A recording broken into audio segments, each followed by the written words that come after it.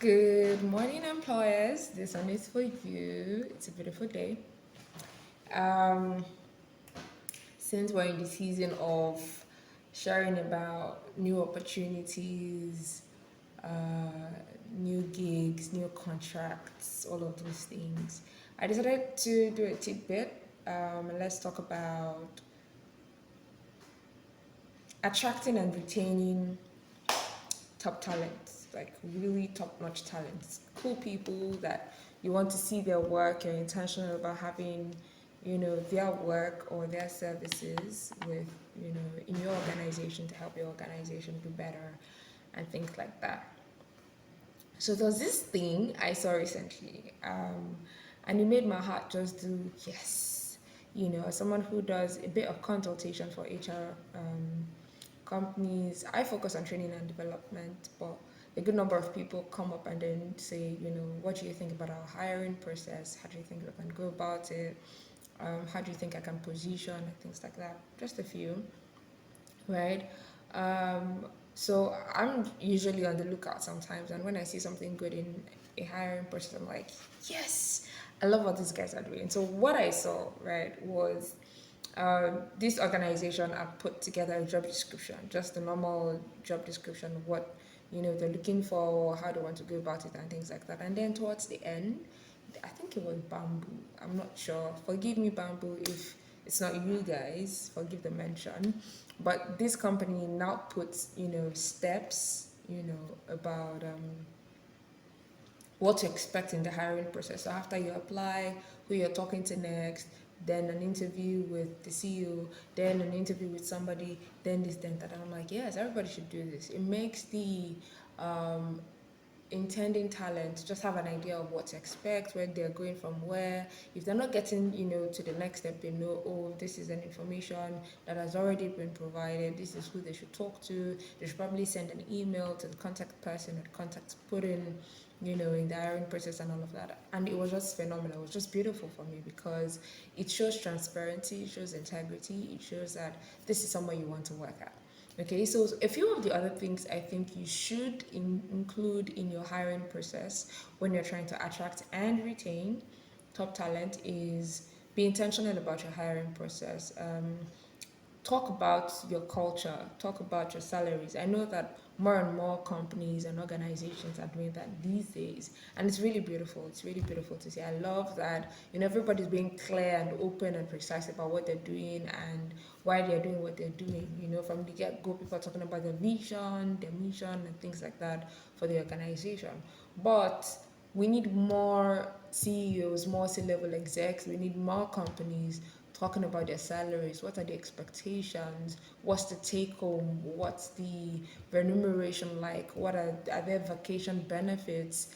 It takes no hide off your hair, or rather, no hair off your hide. It takes no hair off your hide, to just be clear about, this is what we're offering, this is what we're doing. It even filters people already immediately for you. And if you then happen not to get the quality of talent you're expecting, it may mean you need to bump up your offer. You need to look more into, industries to see how much they're charging, how much they're paying rather to talents who are delivering the kind of work or job description that you're open to, right? So be intentional about your hiring process. Talk about your culture, talk about your salaries, talk about the job descriptions, of course. Let your job description be catchy, let it be quality content. And please, especially for especially when it comes to tech companies. So one conversation that a lot of my friends have been talking about, in the tech industry is, oh, somebody wants they want a tech person to come into a web developer, for example, they want them to come into their organization, and all they are talking about is like 52 languages you have to learn. You have to know JavaScript and HTML and CSS and this and that, and all of the all things, and you have to be a UX writer and a something graphic designer and a this and a that. Know your expectations, know what you're no don't put it all out there and then expect that, you get somebody good. You would not get quality talent, that's for sure. You would get people, but you may not get top quality people. You may get entry level people who are not well equipped to deliver, who are not even aware of what they're getting themselves into. And then you have a frustrating, workforce, and then you tend to have a high employee turnover, which will just run you berserk and is actually more expensive. That is data, trust me, that is data. Be honest, just like be open, talk about it from the get-go. Talk about what you're offering from the get-go. Talk about in the interview process, share, your own experience, share where you're coming from. Don't just ask questions of the talent. Let the talent also ask questions of you, and just share, who you are and what you're up to. Then when you do hire on this talent, communicate your vision from the get-go. So even as a small business owner that I am, I do hire a lot of contract staff. I do hire a lot of short-term staff, and I let them know from the get-go. I have PowerPoint presentations pre-recorded, pre-designed and pre-recorded and updated per time to include my vision for the companies. If it's Fernikin, if it's good books, I talk about what we're doing here, why we're doing what we're doing, what to expect, how the work will usually go. All of those things you put even in a contract. I talk about them briefly. So you expect, the culture, if you're going to be working hybrid, if you're going to be working physically for a period of time, I put all of that in it, right?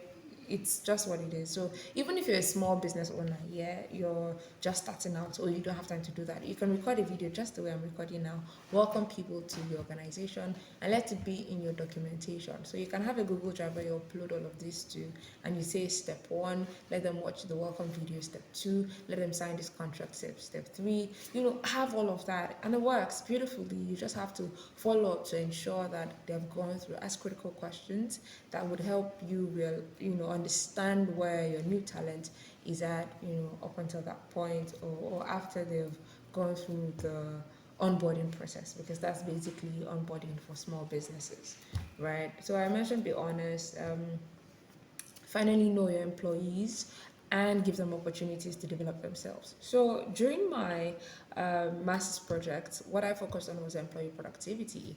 And I was trying to measure a difference in employee productivity before life coaching sessions, a series of life coaching sessions, and then after life coaching sessions. What I discovered as a byproduct of that, research, let me not call it experiment, but research, is that employees who develop themselves, or who have had the opportunities to develop themselves, are more productive. And companies that do not allow their employees to go develop themselves suffer, like their employees just have a decline in productivity, and it's usually less. So if you're measuring post coaching, for example, pre coaching or post coaching productivity, when I just engaged that was not the focus of my research, but I gauged that and I looked at it. When we looked at the people who had gone for more educational qualifications, who had gone for more study, who had the opportunity to study more, go deeper in the industry and things like that, even though there was an increase in productivity after coaching sessions, before coaching sessions and after coaching sessions, the guys who had improved themselves or had the opportunity to develop themselves still had higher productivity rates than those who did not. So develop talent, um, keep them improved, give them seasons where they just continue to stir themselves up to better works, to knowing more in the industry news, have meetings where people just come to share the things that they've been up to, the new thing they learned that could help your organization. You may feel like, I'm going to be equipping them for another organization, but what you're doing is you're building people, you're contributing to a human workforce, you're contributing to the workforce, not just for your company, but for our country at large and for the world at large. Don't look at it as, and I understand that it's a business decision that is pretty dicey, but maybe we should put that conversation for another day. I hope you do well. I hope this has been helpful to you. I hope you do well. I hope you have a fantastic week ahead. Toodles.